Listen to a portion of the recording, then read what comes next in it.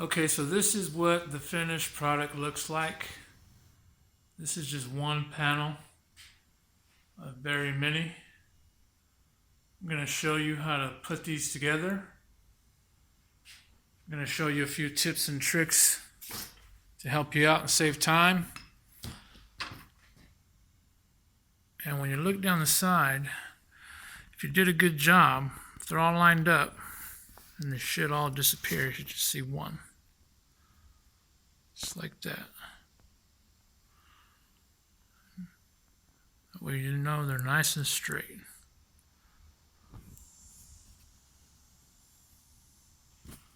I'm going to show you how to do it. Here's what the fence is going to look like. It's a little hard to see because there's so many panels behind there, but taking the time to prepare your jig, that is very key. Now, if you're just going to be building 10, 15 panels, you could do it like I did before. 4-inch spacers, lay out your pickets on the table, and then you put your spacers in between. You got your 4-inch spacing. Just take the time, like I said, to make sure that your chop saw is square. Take the time to clean these up with a flap disc, clean off all the edges, and make sure that they're all exactly the same length. And your panel will come out exactly the same every time. So, if you're going to be doing more than that, then you could do something like this. When you do something like this, so it's like you have to have a dedicated table just for panels, but I'm making so many that it was worth it. All these little pieces here, they were all just scraps that we cut from our pickets. That's why I always save your scrap material. Cutting all of our small pieces.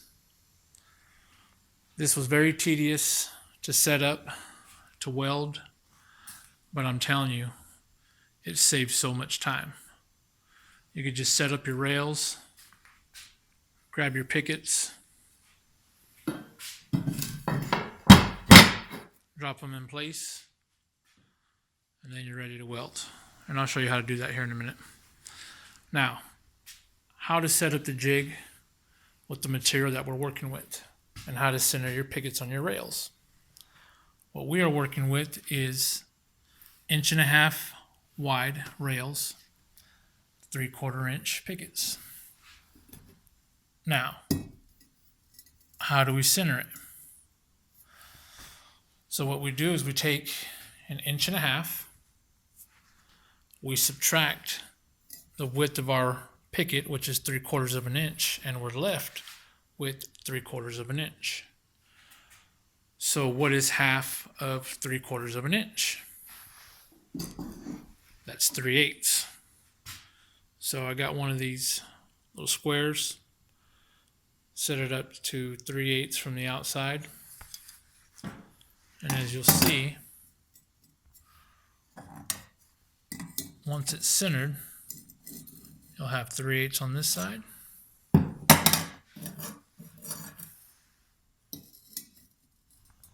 And 3/8 on that side. So now we're perfectly centered. Now what we could do at this point is you could just set your rails on the table, put some 3/8 inch spacers, set that up, and you're ready to weld. And our spacing would be just right. But I decided to go with 3/4 inch underneath because it's bigger material, can weld to it a lot easier, and also you'll learn if you do it the other way, the jig on the outside that you use to square it up, if you run it all the way to the bottom here, it's a pain in the ass to try to pry that whole thing out of there. With this, you're elevated 3/4 inch, it helps you pull it out, just works better. So since we're raising 3/4 inch, now that actually puts us right at, an inch and a half, because we got 3/4 of an inch and 3/4 of an inch. So remember, our difference that we needed to do was 3/8 of an inch.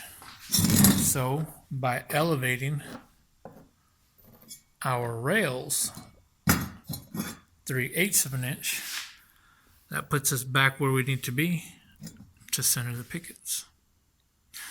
So basically, you just got to figure out your math, and if you're going to be using 1.5 inches and 3/4 inch, then that's what you need to do. Those are your numbers that you need to remember. I'm going to go ahead and set up the jig really quick, and doing it like this, it takes less than 5 minutes. I mean, maybe even 2 or 3 minutes just to set it up, and then you're ready to weld. So I'm going to go ahead and set it up so you guys can see.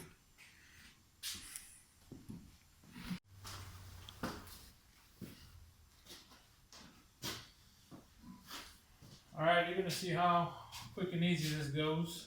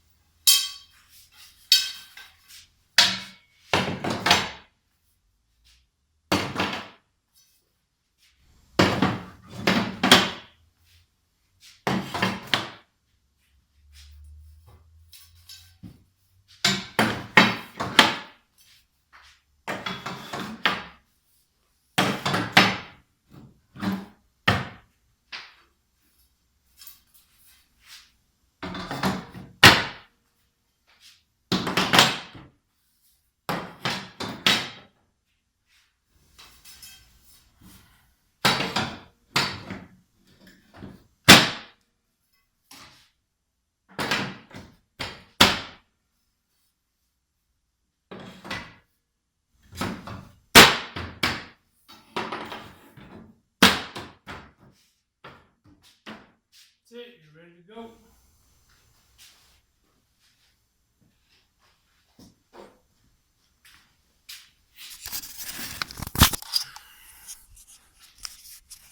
As you can see, how quick and easy that was.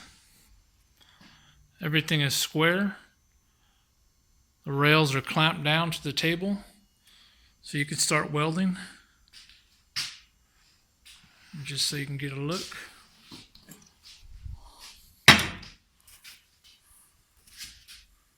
Look at that. Got a perfect spacing right there.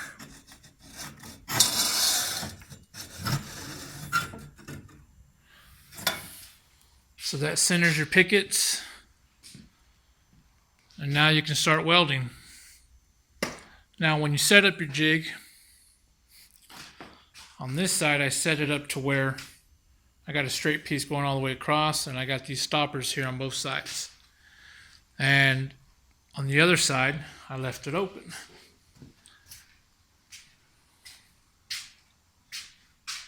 That way, if we need to make a panel that's longer than this, we can just keep going.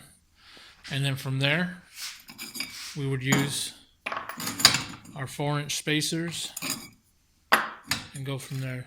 Say we're making a driveway gate, we can use those and keep going. We can move this table over and make the panel longer. And also, if you made it nice and tight, it'd be a pain in the butt to try to get out. Even this side here, once it's fully welded, I have to use a crowbar to get it out, but that's good because that means everything's sucked in, everything's nice and square.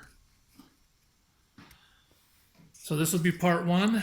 Part two will be when we put the middle area in.